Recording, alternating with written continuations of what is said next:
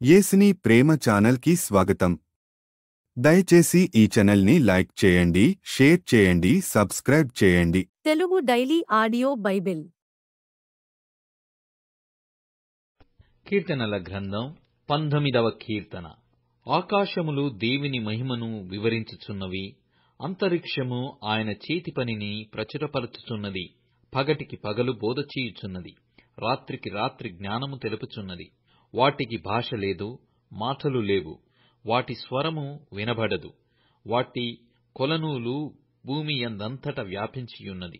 లోక దిగంతముల వరకు వాటి ప్రకటనలు బయలువెళ్ళుచున్నవి. వాటిలో ఆయన సూర్యునికి గుడారము వేసెను. అతడు తన అంతఃపురములో నుండి బయలుదేరు పెండ్లి కుమారుని వలె ఉన్నాడు. శూరుడు పరుగెత్తనుల్లసించున్నట్లు తన పదమునందు పరుగెత్తనుల్లసించుచున్నాడు. అతడు ఆకాశమున ఈ దిక్కు నుండి బయలుదేరి ఆ దిక్కు వరకు దాని చుట్టూ తిరిగి వచ్చుచున్నాడు. అతని వేడిమికి మరుగైనది ఏదియూ లేదు. యెహోవా నియమించిన ధర్మశాస్త్రము యథార్థమైనది, అది ప్రాణమును తెప్పరిల్లజేయును. యెహోవా శాసనము నమ్మదగినది, అది బుద్ధిహీనులకు జ్ఞానము పుట్టించును. యెహోవా ఉపదేశములు నిర్దోషమైనవి, అవి హృదయమును సంతోషపరచును. యెహోవా ఏర్పరచిన ధర్మము నిర్మలమైనది, అది కనులకు వెలుగిచ్చును. యెహోవా యందైన భయము పవిత్రమైనది, అది నిత్యము నిలుచును. యెహోవా న్యాయవిధులు నిత్యమైనవి, అవి కేవలము న్యాయమైనవి. అవి బంగారు కంటెను, విస్తారమైన మేలిమి బంగారు కంటెను కోరదగినవి. తేనె కంటెను, జుంటి తేనె దారల కంటెను మధురమైనవి. వాటి వలన నీ సేవకుడు హెచ్చరికనొందును, వాటిని గైకొనుట వలన గొప్ప లాభము కలుగును. తన పొరపాటులు కనుగొనగలవాడెవడు? నేను రహస్యముగా చేసిన తప్పులు క్షమించి నన్ను నిర్దోషినిగా తీర్చుము. దురభిమాన పాపములలో పడకుండా నీ సేవకుని ఆపుము, వాటిని నన్ను ఏలనీయకుము. అప్పుడు నేను యథార్థవంతుడనై అధిక ద్రోహము చేయకుండా నిందారహితుడనగుదును. యెహోవా నా ఆశ్రయదుర్గమా, నా విమోచకుడా, నా నోటి మాటలును నా హృదయ ధ్యానమును నీ దృష్టికి అంగీకారములగునుగాక. కీర్తనల గ్రంథం 20వ కీర్తన.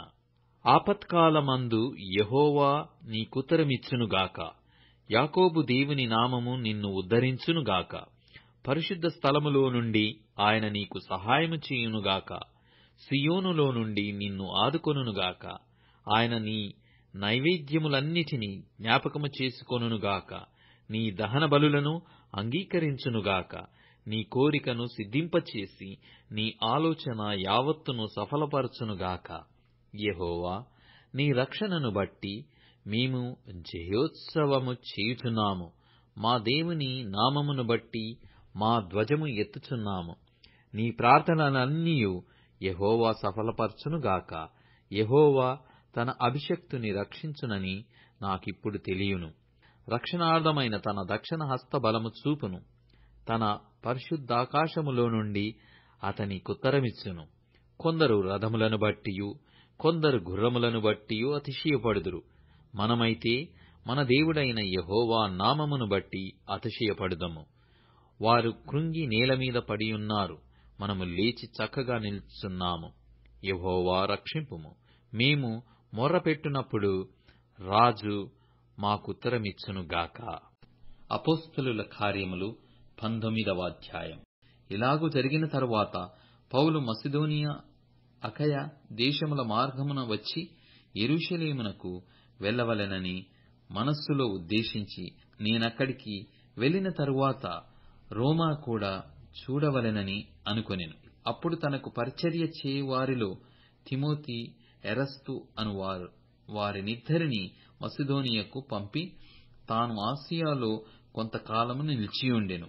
ఆ కాలమందు క్రీస్తు మార్గమున గూర్చి చాలా అల్లరి కలిగెను. ఏలయనగా దెమెత్రియను ఒక కంసాలి అర్తిమి దేవికి వెండి గుళ్లను చేయించుట వలన ఆ పని వారికి మిగుల లాభము కలుగజేయుచుండెను. అతడు వారిని అట్టి పని చేయు ఇతరులను గుంపు కూర్చి, అయ్యలారా, ఈ పని వలన మనకు జీవము బహుబాగుగా జరుగుచున్నదని మీకు తెలియను. అయితే చేతులతో చేయబడినవి దేవతలు కావని ఈ పౌలు చెప్పి ఎఫెస్సులో మాత్రము కాదు, దాదాపు ఆసియా యందంతటా బహుజనమును ఒప్పించి త్రిప్పియున్న సంగతి మీరు చూచియు వినియునున్నారు. మరియు ఈ మన వృత్తియందు లక్ష్యము తప్పిపోవుటయేగాక మహాదేవి అయిన అరెస్తమి దేవి యొక్క గుడి కూడా తృణీకరింపబడి ఆసియా యందంతటను భూలోకమందును పూజింపబడుచున్న ఈమె యొక్క గొప్పతనము తొలగిపోవునని భయం తోచుచున్నదని వారితో చెప్పాను. వారు విని రౌద్రముతో నిండిన వారై ఎఫెస్సీయుల అర్తెమదేవి మహాదేవి అని కేకలు వేసిరి. పట్టణము బహు గలిబిలిగా ఉండెను. మరియు వారు పౌలుతో ప్రయాణమై వచ్చిన మాసిదోనియా వారైన గాయియును అరిస్తర్కును పట్టుకొని దొమ్మిగా నాటకశాలలో చొరబడి పౌలు జనుల సభయొద్దకు వెళ్ళదలిచెను గాని శిష్యులు వెళ్ళనీయలేదు. మరియు ఆసియా దేశాధికారులలో కొందరు అతనికి స్నేహితులయ్యుండి అతని యొద్దకు వర్తమానము పంపి నీవు నాటకశాలలోనికి వెళ్ళవద్దని అతని వేడుకొనిరి. ఆ సభ గలిబిలిగా ఉండెను గనుక కొందరాలాగున కేకలు వేసిరి. తామెందు నిమిత్తము కూడికొనిరో చాలామందికి తెలియలేదు. అప్పుడు యూదులు అలెగ్జాంద్రును ముందుకు త్రోయగా కొందరు సమూహములలో నుండి అతనిని ఎదుటికి తెచ్చిరి. అలెగ్జాందరు సైగ చేసి జనులతో సమాధానము చెప్పుకొనవలెనని ఉండెను. అయితే అతడు యూదుడని వారు తెలుసుకొనినప్పుడు అందరును ఏకశబ్దముతో 2 గంటల సేపు ఎఫెస్సీయుల అర్తెమదేవి మహాదేవి అని కేకలు వేసిరి. అంతటా కర్ణము సమూహమును సముదాయించి ఎఫెస్సీయులారా, ఎఫెస్సీయుల పట్టణము అర్తెమి మహాదేవికిని ద్రౌపది యొద్ద నుండి పడిన మూర్తికిని పాలకురాలయ్యున్నదని తెలియని వాడెవడు? ఈ సంగతులు నిరాక్షేపమైనవి గనుక మీరు శాంతము కలిగి ఏదియూ ఆతురపడి చేయకుండుట ఆవశ్యకము. మీరు ఈ మనుష్యులను తీసుకుని వచ్చితిరి. వీరు గుడి దోచినవారు కారు, మన దేవతను దూషింపనూ లేదు. దేమేత్రికిని అతనితో కూడనున్న కమసాలులకును ఎవని మీదనైనను వ్యవహారమేదైన ఉన్న ఎడల న్యాయసభలు జరుగుచున్నవి. అధిపతులు ఉన్నారు గనక వారు ఒకరితో ఒకరు వ్యాజ్యమాడవచ్చును. అయితే మీరు ఇతర సంగతులను గూర్చి ఏమైనను విచారణ చేయవలెనని ఉంటే అది క్రమమైన సభలో పరిష్కారమగును. మనము ఈ గలిబిలిని గూర్చి చెప్పదగిన కారణమేమీయూ లేనందున నేడు జరిగిన అల్లరిని గూర్చి మనలను విచారణలోనికి తెత్తురేమో అని భయమవుచున్నది. ఇట్లు గుంపు కూడినందునకు తగిన కారణము చెప్పజాలమని వారితో అనెను. అతడిలాగు చెప్పి సభ ముగించెను. దయచేసి ఈ ఛానల్ని లైక్ చేయండి, షేర్ చేయండి, సబ్స్క్రైబ్ చేయండి.